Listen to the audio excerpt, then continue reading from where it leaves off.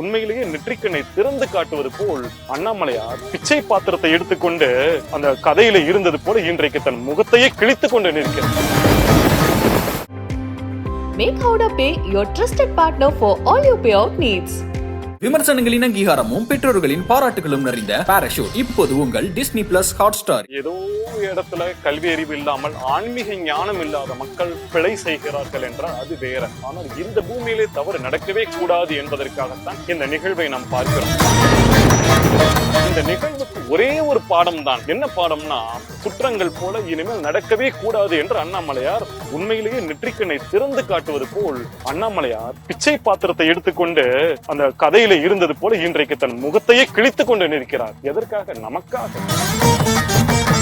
ஒவ்வொரு நாளும் விபத்துகளும் ஆபத்துகளும் நிறைந்ததுதான் இந்த வாழ்க்கை, நிறைந்ததுதான் இந்த உலகம். திருவண்ணாமலையில இப்படி வந்துருச்சுன்னு சொன்னா இந்தியாவுல ஏதோ ஒரு பெரும் ஆபத்து வந்து விடுமா அப்படின்னு சொல்லிட்டு நீங்க பயப்பட வேண்டாம். திருவண்ணாமலையில மக்கள் திருந்தியே ஆக வேண்டும். திருவண்ணாமலையில ஆட்சியில் இருக்கிறவங்க திருந்தியாக வேண்டும். கோவில் இருக்கிறவங்க திருந்தியாக வேண்டும். தவறுகள் செய்யக்கூடாது. இது கலிகாலம். நம் புத்தி எல்லாம் மாறதான் செய்யும். யாராக இருந்தாலும் பணத்தில் மயங்கி விடுகிறோம். பணம் பணம் பணம் என்று சென்று கொண்டிருக்கிற இந்த உலகத்திலே கொஞ்சம் நல்லவனாக இருப்பதற்கு நாம் முயற்சி செய்வோம்.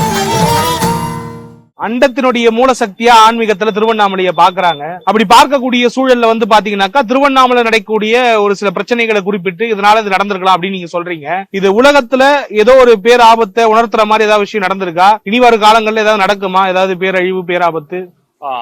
நான் ஏற்கனவே ஒரு சில உரைகளில் நான் சொல்லி இருக்கிறேன். இந்த உலகத்திலேயே அதிக வைப்ரேஷன் கொண்ட மலை என்பது திருவண்ணாமலை. 1111 ஹெர்ட்ஸ் வைப்ரேஷன் கொண்ட மலை இந்த திருவண்ணாமலை. எப்பவுமே பொறுப்பும் அதிகாரமும் யாருக்கு அதிகமாக இருக்கிறதோ அந்த இடத்துல தவறு நடக்கவே கூடாது. கீழே அடித்தட்டுல இருக்கிற விஷயத்துல வேணா தவறு நடந்துட்டு போயிடலாம். ஆனால் உயர்ந்த இடத்தில் தவறு நடக்கவே கூடாது. அந்த உயர்ந்த இடம் திருவண்ணாமலை. திருவண்ணாமலை மாதிரியான இடத்துல தவறு நடக்கவே கூடாது. ஏதோ இடத்துல கல்வி அறிவு இல்லாமல் ஆன்மீக ஞானம் இல்லாத மக்கள் பிழை செய்கிறார்கள் என்றால் அது வேற. ஆனால் இந்த பூமியிலே தவறு நடக்கவே கூடாது என்பதற்காகத்தான் இந்த நிகழ்வை நாம் பார்க்கிறோம். எக்கச்சக்கமா வந்துட்டு சேதாரமாகி பகவான் உண்மையிலேயே திருத்துகிறார். ஏனென்றால் ரொம்ப நாள் பொறுத்து பார்க்கிறார். கடுகளவு கூட நேர்மை இல்லாத மக்களை பார்க்கிறார் திருவண்ணாமலையிலே. அது வேற எங்காவது இருந்துட்டு போயிடலாம். இப்ப கேள்விக்கு நான் பதில் சொல்கிறேன். மற்ற இடங்களில் சேதாரம் வருமா என்றால் நிச்சயமாக வருவது போன்ற வாய்ப்பு இல்லை. அங்கங்க நடப்பது போன்ற நடந்து கொண்டிருக்கலாம். ஆனால் இது போல வருவதற்கு வாய்ப்பில்லை. இந்த நிகழ்வுக்கு ஒரே ஒரு பாடம் தான். என்ன பாடம்னா, திருவண்ணாமலையில இந்த மாதிரிலாம் நடக்கக்கூடாது. நான் சுட்டிக்காட்டிய இந்த குற்றங்கள் போல இனிமேல் நடக்கவே கூடாது என்று அண்ணாமலையார் உண்மையிலேயே நெற்றிக்கண்ணை திறந்து காட்டுவது போல் இந்த தியானத்தின் மூலம் புரிந்து கொள்கிறேன். ஆனால் உலகம் முழுவதும் ஏதாவது பிரச்சனை வருமா அப்படின்னு சொல்லி கேட்டா வருவது போல் தெரியவில்லை. எல்லோரும் சௌக்கியமாகத்தான் இருக்க போகிறோம். திருவண்ணாமலையில மக்கள் திருந்தியே ஆக வேண்டும். அதிகாரத்தில் இருப்பவர்கள் திருந்தியே ஆக வேண்டும். அடுத்து அறிவியலை பொறுத்த வரைக்கும் பல காரணங்கள் சொல்றாங்க. இந்த மாதிரியான ஆபத்துகளுக்கு, பேரிடர்களுக்கு வந்து பல காரணங்களை வந்து மேற்கோள் காட்டப்படுது.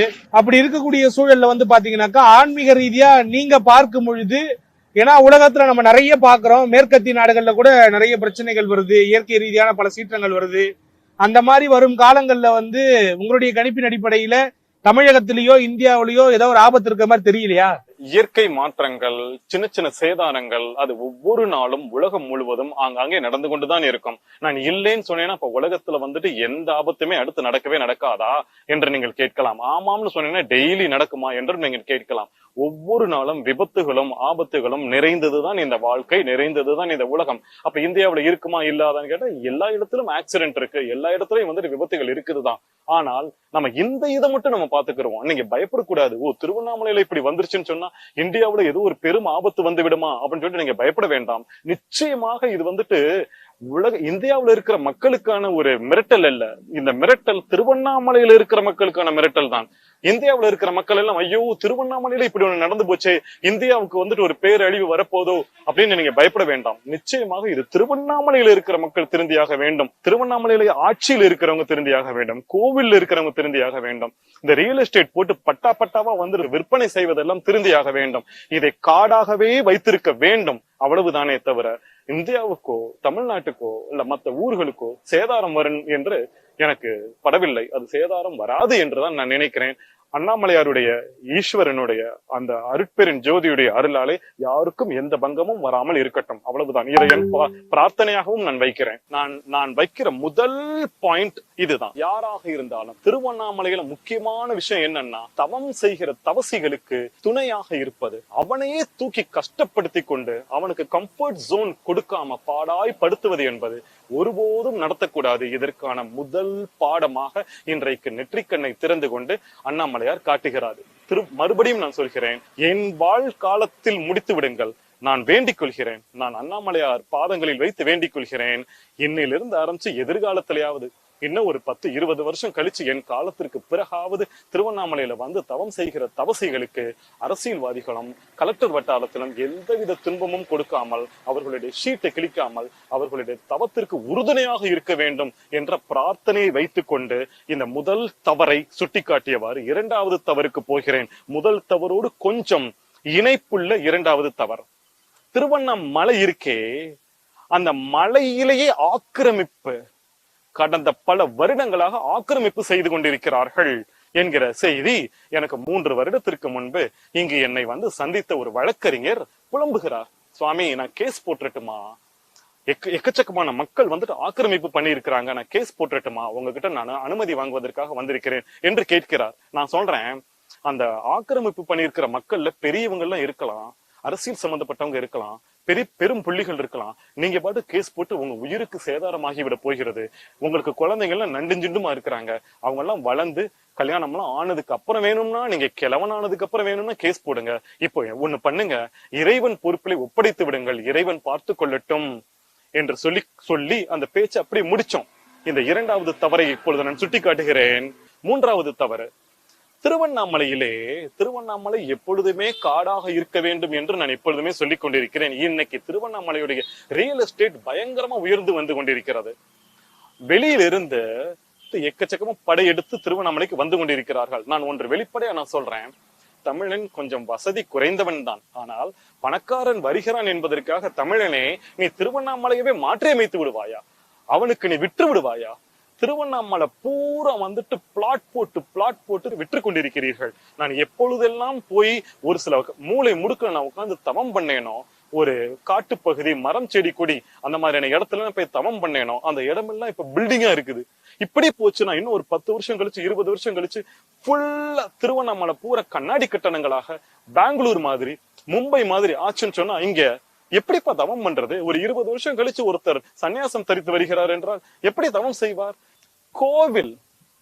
கோவிலுக்குள்ள இருக்கிற குருக்கள், இன்ன பிற கோவில்ல வேலை பார்க்கிறவங்க, இந்த விஐபி தரிசனம் என்பது எப்பொழுது பகவான் முற்றிலும் ஒழிக்கப் போகிறார் என்று தெரியவில்லை. என்னங்க, கடவுள் முன்பு அனைவரும் சமம் தானே? நீ சினிமாக்காரனாக இருந்தாலும், அரசியல்வாதியாக இருந்தாலும், எவ்வளவு பெரிய செலிபிரிட்டியாக இருந்தாலும் கடவுள் முன்பு அனைவரும் சமம் தானே? அந்த லைன்ல நிக்கிறதுல என்ன வந்துருச்சு? வேணும்னா போடு 2-3 போலீஸ வச்சுக்கிட்டு வேணும்னா லைன்ல நிக்க வேண்டியது தானே? நான் ஒண்ணு கேக்குறேன், நான் ஒரு 10,000 50,000 கொடுத்துட்டு நேரடியா போனா அண்ணாமலையார் முன்பே உட்கார்ந்து விடலாமா? உட்கார்ந்து விடலாம். இது முற்றிலும் ஒழிக்கப்பட வேண்டும். நன்றி ஐயா, நன்றி, ரொம்ப நன்றி. மக்கள் அனைவரும் சௌக்கியமாக இருங்கள். உங்களை வந்துட்டு பிஹைண்ட் வுட்ஸ்ல மறுபடியும் சந்திச்சதுல எனக்கு ரொம்ப சந்தோஷம். இதன் மூலமாக நாம் என்ன கற்றுக்கொள்ள வேண்டும் என்றால், தவறுகள் செய்யக்கூடாது. இது கலிகாலம், நம் புத்தி எல்லாம் மாறதான் செய்யும். நான் ஒன்று சொல்கிறேன், பணம் தான் பிரதானமாக இருக்கிறது. யாராக இருந்தாலும் பணத்தில் மயங்கி விடுகிறோம். எவ்வளவு நல்லவனாக இருந்தாலும் பணத்தில் மயங்கி விடுகிறோம். பணம் பணம் பணம் என்று சென்று கொண்டிருக்கிற இந்த உலகத்திலே கொஞ்சம் நல்லவனாக இருப்பதற்கு நாம் முயற்சி செய்வோம். எல்லோரும் தயவு செய்து தவறுகள் செய்யாமல் இருப்போம், முயற்சி செய்வோம். இந்த மாதிரியான சேதாரம் ஒருபோதும் வரக்கூடாது. அண்ணாமலையார் பிச்சை பாத்திரத்தை எடுத்துக்கொண்டு எப்படி அந்த கதையில இருந்தது போல இன்றைக்கு தன் முகத்தையே கிழித்து கொண்டு நிற்கிறார். எதற்காக? நமக்காக. நீ தவறு செய்யாது என்று முகத்தையே கிழித்து கொண்டு நிற்கிறார். இனிமேல் நாம் தவறு செய்யாமல் இருப்பதற்கு முயற்சி செய்வோம். ஓம் நம சிவாய நமக. அந்த அண்ணாமலையாருக்கு ஹரோஹரா. ஓம் நம சிவாய நமக. Make Howrah Pay your trusted partner for all your payout needs. விமர்சனங்களின் அங்கீகாரமும் பெற்றோர்களின் பாராட்டுகளும் நிறைந்த பாராஷூட் இப்போது உங்கள் டிஸ்னி பிளஸ் ஹாட் ஸ்டார்.